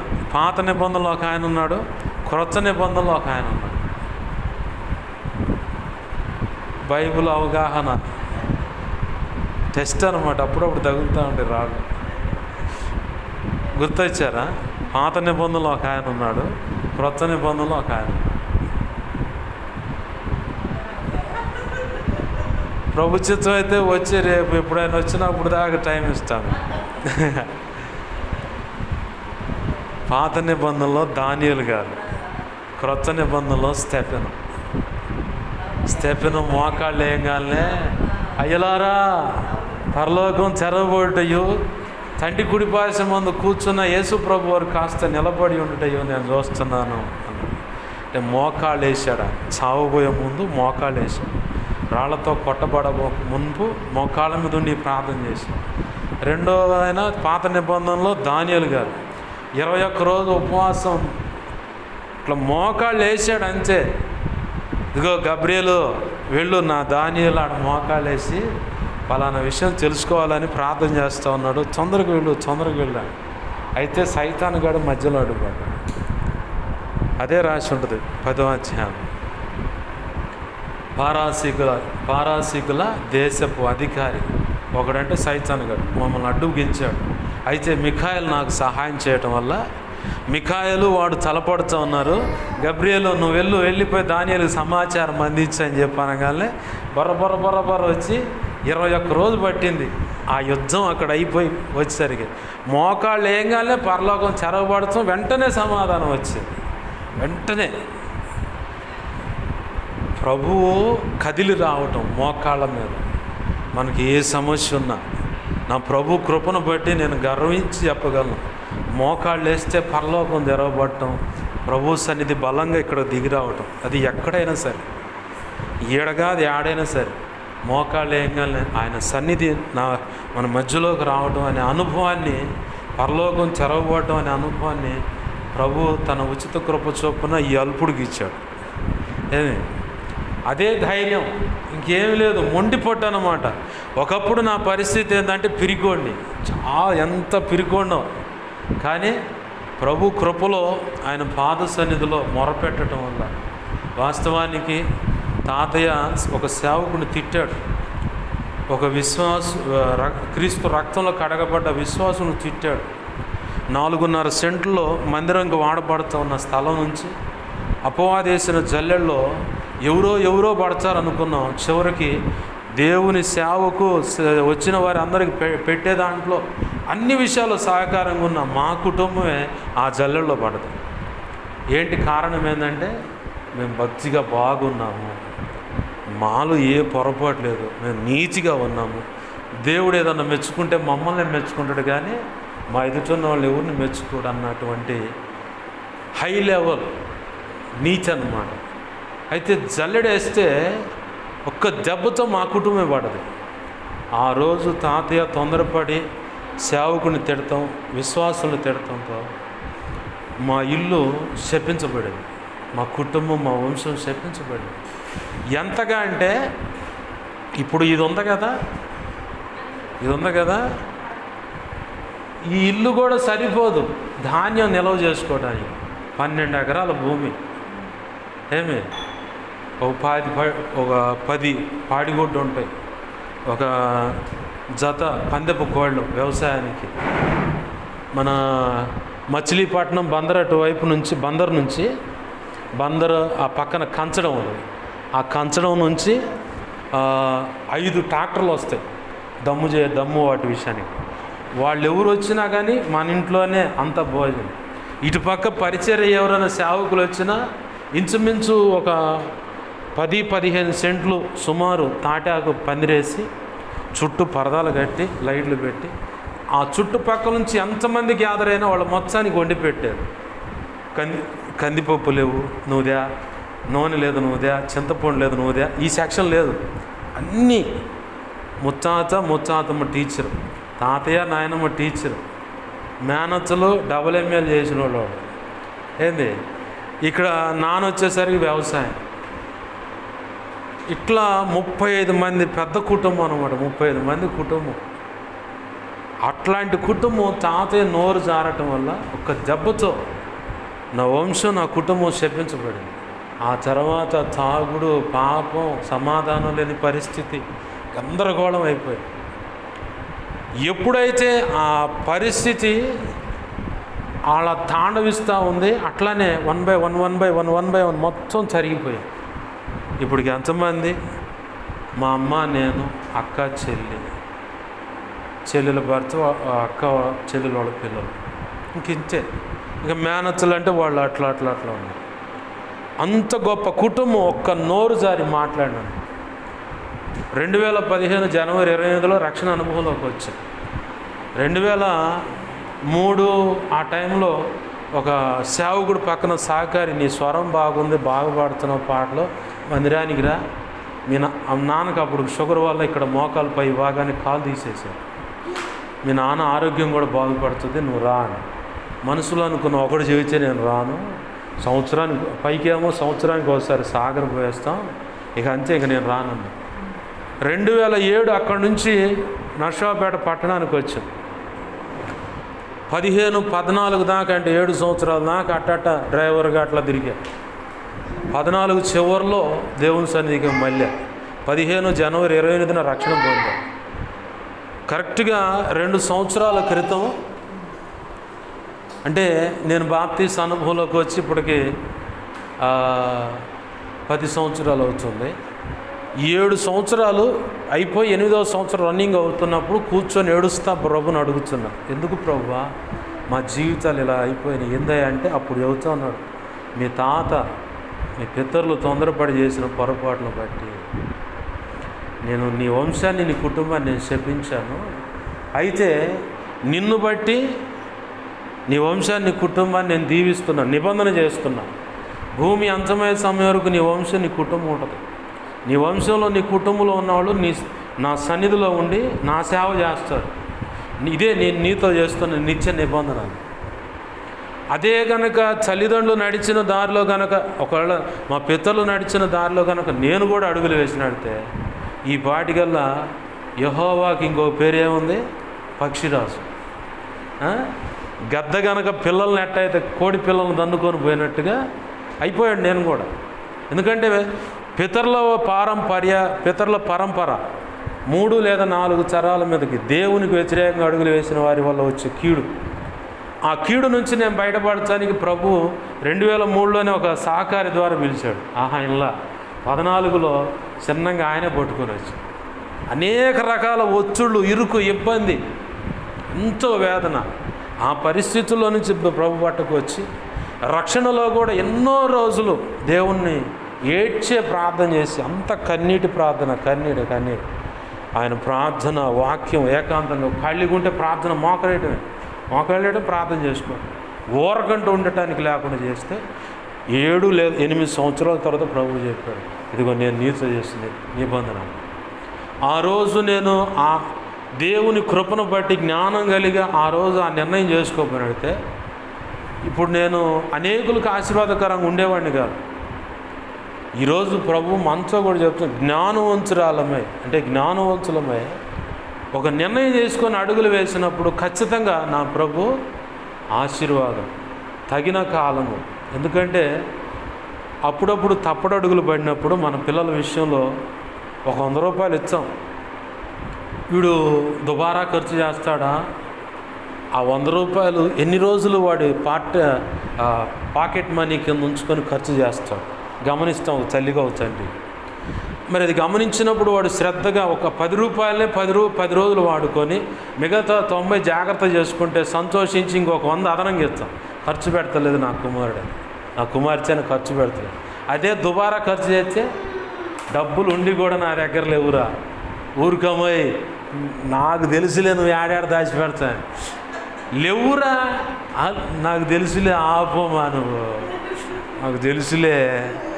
వాళ్ళకున్న స్వాతంత్రాన్ని బట్టి ఇంకా మాట్లాడితే మీ అమ్మ మీద ఒట్టే చెప్పండి. మా అమ్మని అట్నే అడుగుద్ది మా చెల్లి కానీ మా అక్క కానీ. ఏంది అడుగులు అట్నే మీ అమ్మ మీద అడిగే ఒట్టేయమంటే ఒట్ట అని చెప్పి అమ్మ నవ్వుద్ది, ఉండేలే డబ్బులు తెసరా బయటకి. అట్లానే ప్రభు మనల్ని నమ్మటానికి కొంచెం ఆయన ఎదుట ఓపిక పడితే, లేఖనంలో అన్నట్టుగా ఆయన బలిష్టమైన రెక్కల కింద దీన మనస్కులమే లోబడి ఆయన చెప్పినట్లు అడుగులు వేస్తే ఖచ్చితంగా నా ప్రభు ఆశీర్వదిస్తాడు. చెయ్యి దాటేది బోల ఆయన చేతుల్లోనే అంతా ఉంది. మనం అనుకుంటాం చెయ్యి దాటిపోయింది అంతే వారము, తొందరపడి చేసిన నిర్ణయాలు వేసిన అడుగులను బట్టో ఏదన్నా విషయంలో తొందరపడి ఏదైనా అడుగులు వేసినా కానీ ప్రభు పాదాలు పట్టుకుని అయ్యా అది పొరపాటైంది క్షమించని చెప్పంటే ఖచ్చితంగా నా ప్రభు హక్కును చేర్చుకుంటాడు. అయితే ఆయన ఎదురు చూసే వ్యవహారం ఏంటంటే జరిగిన పొరపాటును బట్టి ఆయన దగ్గరికి వెళ్ళి ప్రభువా నన్ను క్షమించు అన్న మాట అడుగుతారేమో, నీ రక్తంతో నన్ను కడుగు, ఇదిగో ఈ పొరపాటు జరిగింది నా బుద్ధిహీనత వల్ల, ఒప్పుకున్నా, ఇంకెప్పుడు పోనా, క్షమించు ప్రభు అని అడుగుతారేమో. అడిగిన మరుక్షణం మాంసంగా ఎత్తుకొని ఆయన పరిశుద్ధ రక్తంలో కడిగి ఇంకేదన్నా కీడుంటే శుద్ధజాలంతో కొట్టివేసి ఇంకను నిన్ను పరిశుద్ధపరచుకోవడానికి పరిశుద్ధాత్మ అగ్నిలో పుట వేసి శుద్ధ సువర్ణంగా నిన్ను మార్చుకొని ఆయన హక్కును పెట్టుకుంటాడు.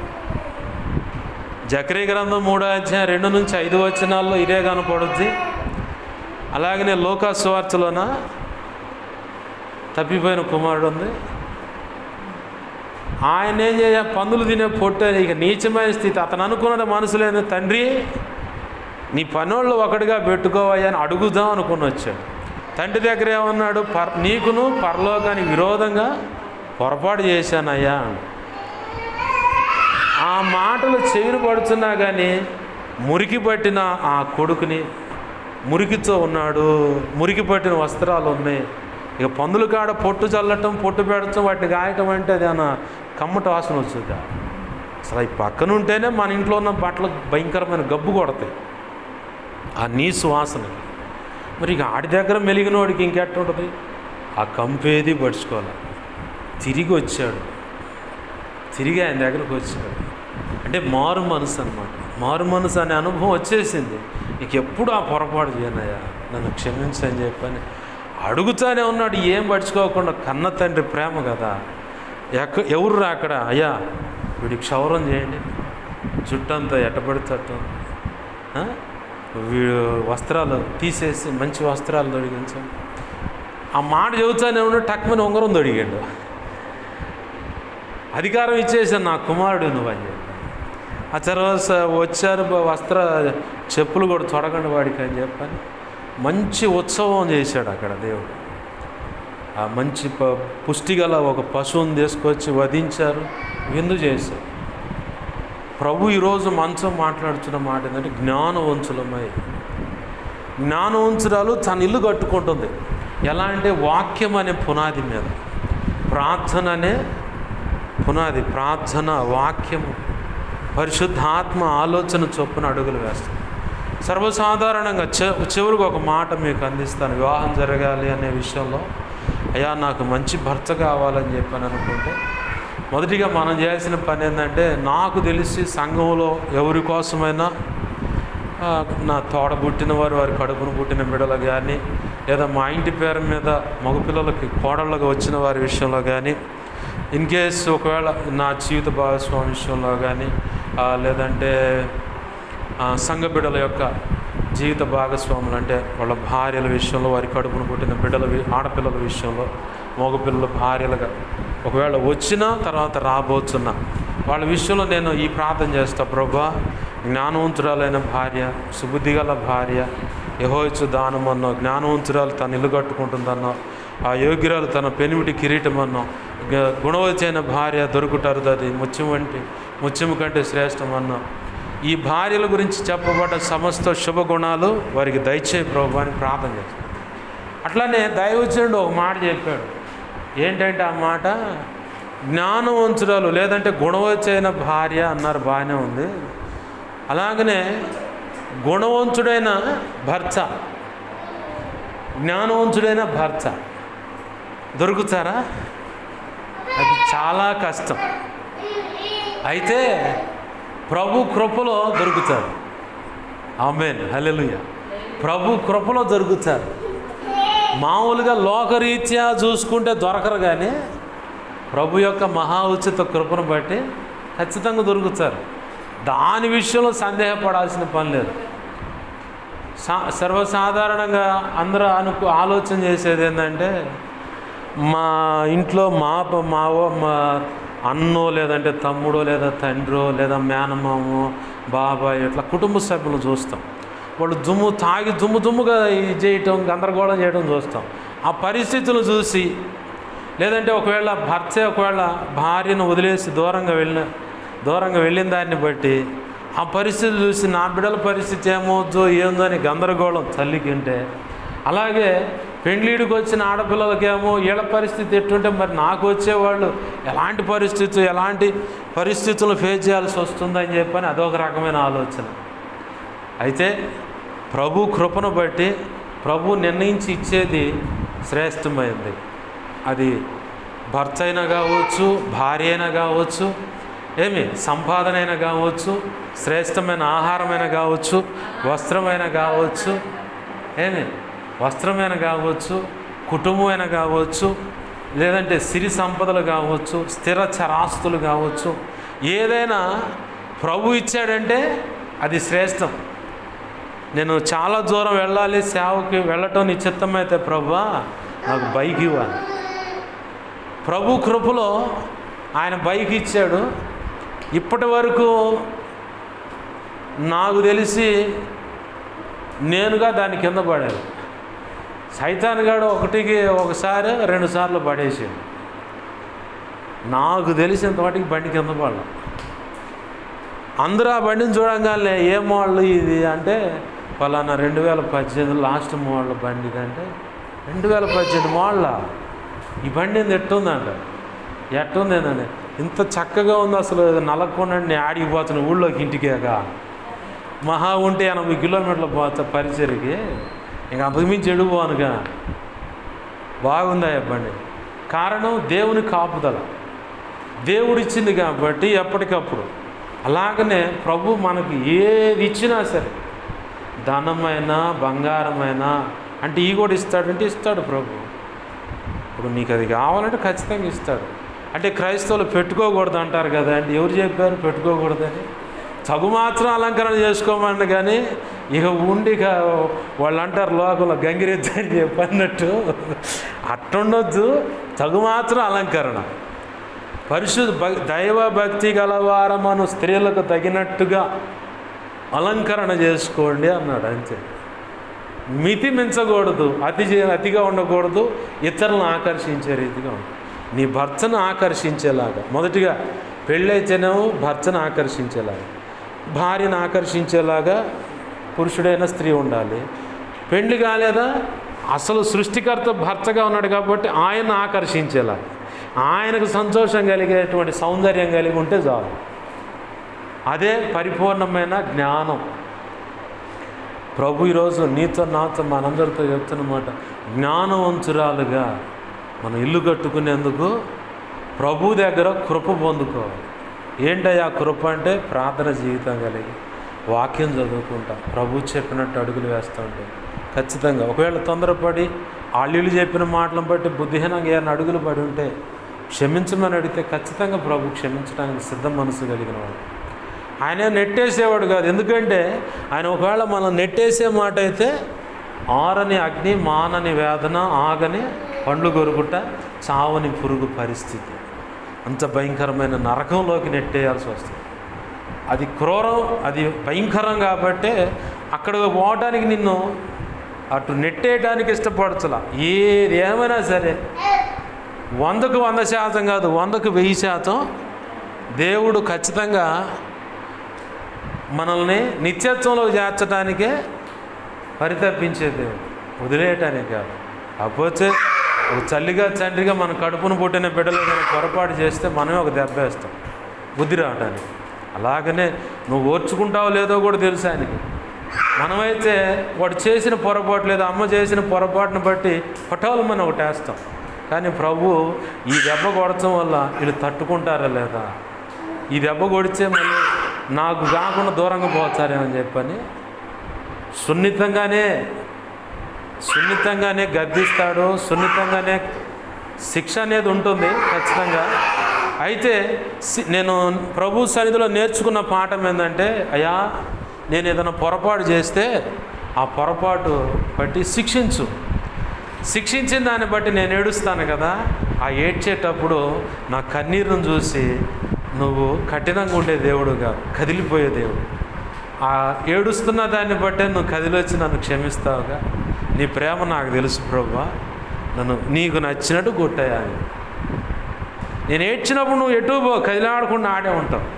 ఎందుకంటే యాకోబు ఏడిస్తే ఆడికి పోయాడు, వదిలిపెట్టిపోయిండా. ఆడే ఉండి తెల్లారుదులు ఏడ్చినంతసేపు ఆడనిచ్చి చివరిగా నీ పేరేంది చెప్పాడు. నా పేరుతో నీకెందుకు లేక నీ పేరేందో చెప్పాడు దేవుడు. నా పేరు కాదు నీ పేరేందో చెప్పాడు. ఆడవాదులాట. చివరికి నీ తొడగూటి మీద, అంటే ఇక్కడ తొడగూడు మోకాలు పై భాగానికి డిస్క్ కింద భాగం, ఆ తొడగూడు వసిలేలాగా కొట్టంగా అప్పుడు చెప్పిండు, అయ్యా నా పేరు యాకోబు, మోసగాడిని అయ్యా నేను. అయితే నువ్వు దేవునితోనూ మనుషులతో పోరాడి గెలిచితివి కాబట్టి ఇక ఇక్కడ నుంచి నువ్వు ఇజ్రాయేలే ఇజ్రాయేలే నువ్వు అన్న. అంటే ఆశీర్వాదానికి సూచన, ఆశీర్వాదించాడు ఇక అక్కడ. వెంటనే దేవుడు పశ్చాత్తాపాన్ని కలుగు చేశాడు. పొరపాటు జరిగి రోజులు గడిచినా, సంవత్సరాలు గడిచినా, అంటే తన తండ్రిని, తన అన్నని మోసం చేశాడు, తర్వాత తన తండ్రిని మోసం చేశాడు, చివరికి వాళ్ళ మామ కాడికి వచ్చే మామ కూడా మోసం చేశాడు. ఏది మామ ఈ పని చేసామంటే, మా ఇంట్లో పెద్ద పిల్లకి పెళ్లి కాకుండా చిన్న పిల్లకి ఇయ్యో మా అబ్బాయి. సరే, అది ఆ పిల్ల కూడా కావాలనుకుంటే ఇంకొక 7 సంవత్సరాలు కొలువు చేయాలి. ఆ అమ్మాయి మీద ఉన్న ప్రేమను బట్టి ఆ 7 సంవత్సరాలు అంటే 20 సంవత్సరాలు, ఆ పైన ఉన్న 7 సంవత్సరాలు కూడా పెద్ద లెక్క అనిపించలేదంట ఆయనకి. 21 సంవత్సరం అయిన తర్వాత కూడా యాకోబు చేసిన పొరపాటుకి యబ్బోకు రేవు దగ్గర ఆపి మరి పశ్చాత్తాపడేలా చేసి దేవుడు ఆశీర్వదించే పంపించాడు. కానీ పగవాళ్ళు వాళ్ళు మా మీద శత్రుత్వం చేస్తున్నారయ్యా, వాళ్ళు దొరికితే అటు చేస్తారు అనుకున్న యాకోబు వాస్తవానికి ఏశావు మనసు అంతకుముందు ఏంది, నానా ఏడివాడు అసలు ఆ ఎర్రగా ఉన్నది ఆ కూర పెట్టివాడు నా జ్యేష్ఠత్వాన్ని దొంగిలిచ్చాడు. ఇక్కడే మాయ చేసి మాంసం పెట్టి నీ ద్వారా నాకు రావాల్సిన ఆశీర్వాదం కాస్త దొంగిలిచ్చాడు. యాకోబు అన్న పేరుకు వాడు బుద్ధి సరైంది, ఈ దొంగ అయ్యాడు, ఏడు నాన్న అని చెప్పని వాడిని చంపుతాను అనుకుంటుంటే, ఆ మాట్లాడుతుంటే తల్లిదండ్రిని దగ్గరుండి పంపించాడు. 21 సంవత్సరం అయింది ఆ పొరపాటుకి వయసు. కానీ మళ్ళీ ప్రభువు పట్టుకొచ్చుకొని యబ్బోకు రేవు దగ్గర రాగానే దొరికిండు. ఇక భయం పట్టుకుంది. మన జీవితాలు ఏదైనా సరే పొరపాటు ఉంటే ఆ పొరపాటుకి కూడా ఎన్ని సంవత్సరాలు గడిచినా ఖచ్చితంగా ఆ పొరపాటు విషయంలో ప్రభువు లెక్క అడుగుతాడు. లెక్క అడిగినప్పుడు ఖచ్చితంగా ఒప్పుకోవాలి. పరిస్థితులు ప్రతికూలంగా తెచ్చైనా ఆ పొరపాట్ల విషయంలో క్షమాపణ అడిగి అలా చేసి ఆ తర్వాత ఆయన క్షమించి ఆశీర్వదించి నడిపిస్తాడు. మళ్ళీ ఆ పొరపాటును మనసులో పెట్టుకోడు. యెషయా గ్రంథంలో చెప్పినట్టుగా నాకు నేనే ఇప్పటి వరకు నువ్వు చేసిన ప్రతి పొరపాటును కొట్టివేసి నా వెనక్కి ఇసిరేసా, అవి నేను జ్ఞాపకం చేసుకోవట్లా. ఇదిగో నేను నూతన క్రియ చేయించున్నాను. ఆమేన్, హల్లెలూయా. ఇఖాందాలాషా ఎడారిలో జీవజలపు ఓటలో నేను రప్పిస్తున్నాను. ఇది ఇప్పుడే అది మొలుస్తున్నది చూడండి, మీరు గ్రహించరాని యెషయా గ్రంథంలో ఉంది ఆ మాట. ప్రభు ఈరోజు మీతో సెలవిస్తున్న మాట. ఇప్పుడు వరకు జరిగిన పొరపాట్లు, బుద్ధిహీనతలు ఏమైనా ఉంటే అవన్నీ కొట్టివేసి నా వీపు వెనకేసుకుంటున్నాను. నేను ఇక వాటిని గుర్తు చేసుకోవట్లేదు, మర్చిపోయా నేను. మళ్ళీ మునుపు జరిగిన వాటిని తలంచుకొనకుడి. మళ్ళీ మనకున్న రోగం ఏంటంటే ప్రభు మనల్ని క్షమించిన లేదు, ప్రభు నేను పాపిని, నేను ఆ పొరపాటు చేశాను, నేను పాపిని, నేను ఆ పొరపాటు చేశాను, నీలుగుతూ ఉంటాం మనం. ఊరికో పనికిమాలినాడు. నేను ఎప్పుడు చెప్పారా నీకు నువ్వు పాపివని? నేను చెప్పానమ్మాయి, నేను చెప్పానా? కొట్టేశాను అన్నాగా, అన్నీ కొట్టేశాను, ఇంకేమీ లేవు, తుడిచేసా మొత్తం, అంత క్లీన్ షీట్ పరిశుద్ధపరిచాను. ఇక నువ్వెందుకు నేను పాపిని, పొరపాటు జరిగిందా నా వల్ల అని చెప్పాను అనుకుంటావు? మొత్తం కొట్టేసి నా ఈ పెనకాలు వేసుకో. ఇప్పుడు నూతన సృష్టి, నేను ఒక నూతన క్రియను చేయించున్నాను. ఏంది అది? ఇప్పుడే మొలుస్తుంది. అరణ్యంలో నీరు వస్తుంది, అసలు వాస్తవానికి దొరకదు. కానీ ఎటు నుంచి కూడా సహాయం అన్నది అనుకున్న పరిస్థితుల్లో నుంచి కూడా నేను నీకు సహాయం చేస్తాను. ఆమేన్, హల్లెలూయా. ధైర్యంగా ఉండండి, దేవుని పాదాలు పట్టుకొని, దేవా ఈరోజు నాతో మాట్లాడుతున్నా, ఇదిగో నేను ఒక నూతన క్రియను చేయించున్నానని. అయ్యా, అయితే ఆ నూతన క్రియను చేసేదానికి ముందుగా నువ్వు సెలవిస్తున్నావు. ఇప్పటి వరకు జరిగిన పొరపాటులు ఏమైనా బుద్ధిహీనంగా అడుగులు వేసి ఉంటే వాటిని కొట్టేశాను అంటున్నావు, వాటిని ఈ పెనకాలు వేసుకున్నాను అంటున్నావు, ఇక వాటిని గుర్తు చేసుకోవట్లేదు అంటున్నావు. ప్రభువా మాకు సహాయం చేయి. జ్ఞానవంతురాలు తన ఇల్లు కట్టుకుంటుందని, అయ్యా నీ జ్ఞానంతో మమ్మల్ని నింపను ప్రభు. అయ్యా 3 రాళ్ళు కనుక అడుగులు వేసి కుటుంబానికి ఇదిగో ప్రభు కీడు శాపాన్ని తెచ్చిపెట్టే రీతిగా ఒక మూఢుడిగా అడుగులు వేసి ప్రభు కుటుంబానికి తిప్పలు తెచ్చేవాడిగా ఉండక, అయ్యా అయ్యా అయ్యా అయ్యా ఇదిగో తండ్రి జ్ఞానవంతురాలుగా, ఇదిగో తండ్రి జ్ఞానవంతుడిగా కుటుంబాన్ని కట్టుకోవటానికి, వ్యక్తిగత జీవితాన్ని కట్టుకోవటానికి కృపణ దయచే, కృపణ దయచే, కృపణ దయచే, కృపణ దయచే. సర్వకృపానిధివైన మా తండ్రి నీకు వందనాలు, వందనాలు, వందనాలు, వందనాలు.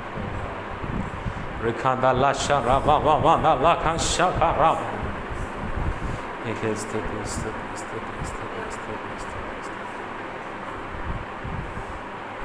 ప్రభువా నీకే వందనాలు తండ్రి. ఇదిగో మా మధ్య ఇదిగో తండ్రి వచ్చి రాని మాటలు కొద్ది కొద్దిగా దేవా మాటలు మాట్లాడుతున్న బిడ్డ విషయంలో కార్యం జరిగించండి ప్రభా. ఆ నాలుగును మీరు ముట్టండి ప్రభా. ఇదిగో తండ్రి చెవిటిదైనా మోగదయ్యమా వాడిని విడిచిపెట్టి వెళ్ళిపో అని చెప్పాను కానీ ప్రభా ఆ బిడ్డను వదిలిపెట్టి వెళ్ళిపోయినప్పుడు ఆ బిడ్డ చక్కగా వినటము మాట్లాడసాగినది. అది జరిగిన సూచక క్రియలను బట్టి ఆ చుట్టుపక్కల ఉన్న ప్రజలు ఆశ్చర్యపోయారు అన్నట్లుగా బిడ్డ జీవితంలో కూడా అంతకంటే గొప్ప అద్భుతం యేసు నామములో ఇప్పుడే జరుగునుగాక. ప్రభా ఇదిగో తండ్రి కుటుంబ విషయంలో బిడ్డల విషయంలో చెబుతున్నా జ్ఞానవంతులై ఉండండి అని చెప్పాను. ఇదిగో ఇప్పటి వరకు జరిగిన పొరపాట్లు బట్టి ఏంది ప్రభు అనుకుంటున్నాక ఇక వాడిని నేను కొట్టేశాను. నా చిత్తానుసారంగా నేనే మీ అతిక్రమలను తుడిచివేశాను, నా వీపు వెనకాల విసిరివేశాను. మరి ఎన్నడను వాటి జ్ఞాపకం చేసుకున్నాను. ఇదిగో నూతన క్రియను నేను చేయుచున్నాను.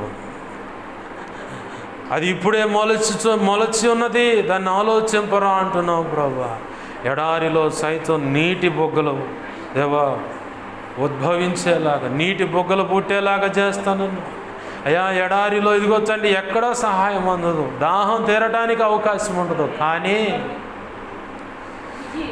దేవా హాగరుకు తన బిడ్డ విషయంలో ఇదిగో తండ్రి హాగరుకు తన బిడ్డ విషయంలో అయ్యా ఇదిగో దప్పికతో అల్లాడుతున్న బిడ్డ విషయంలో రాతి వేంతంత దూరం వెళ్ళి ఆ బిడ్డ చావు నేను చూడలేనని చెప్పని ఏడుస్తుంటే హాగరు నీకేమొచ్చింది, అదిగో ఆ చిన్నవాని మొర నేను విని ఉన్నానని చెప్పాను ప్రభా. రిఖాందల్లా షర్రా బాబా బిడ్డల యొక్క మొర నీవు విని ఉన్నావని ఈరోజు మాట్లాడుతున్నావు ప్రభా.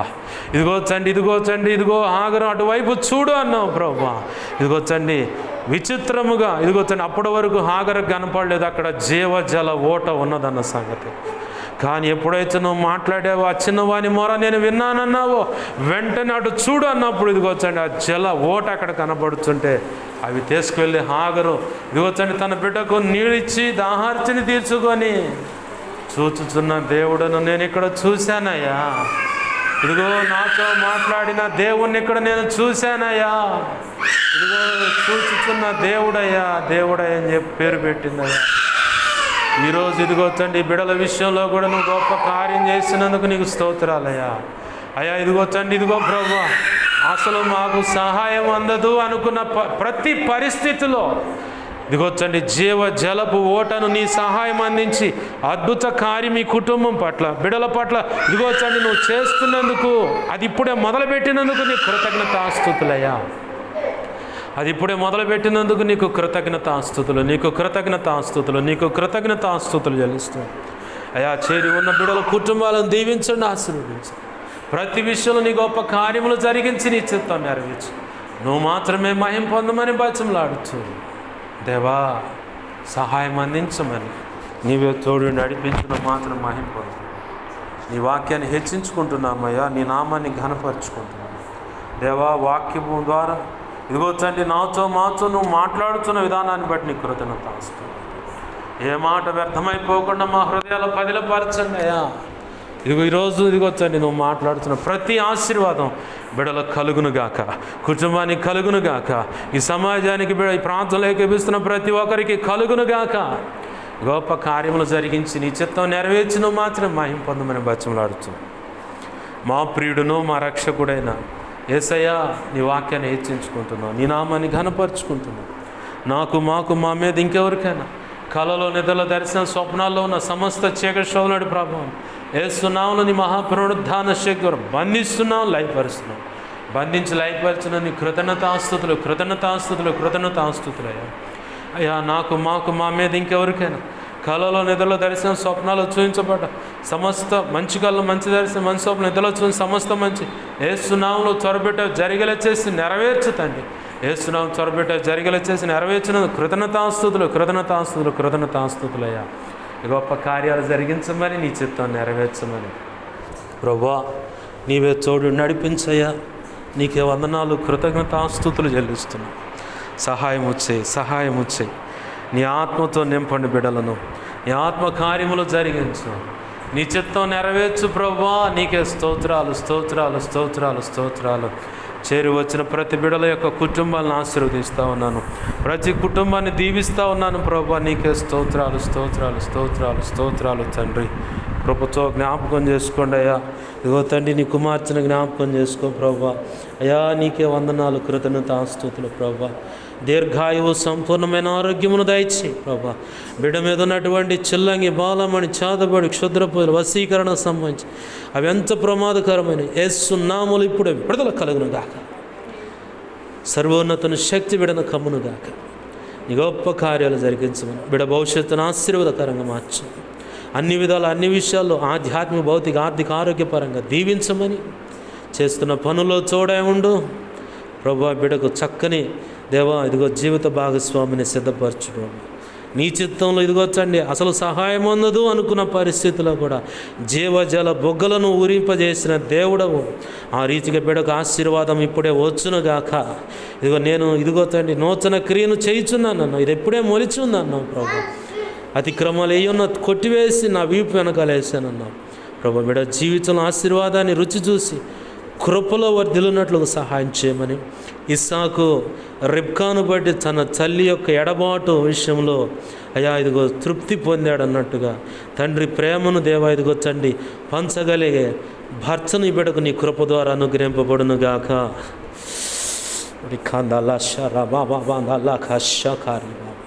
నీ కృప హస్తాలకు బిడను అప్పచెప్పు. అలాగ నువ్వు చేసినందుకు కృతజ్ఞతాస్తుతులు చెల్లిస్తున్నాను. నీకే స్తోత్రం యా. నీ చేతులకు అప్పచెప్తున్నాను.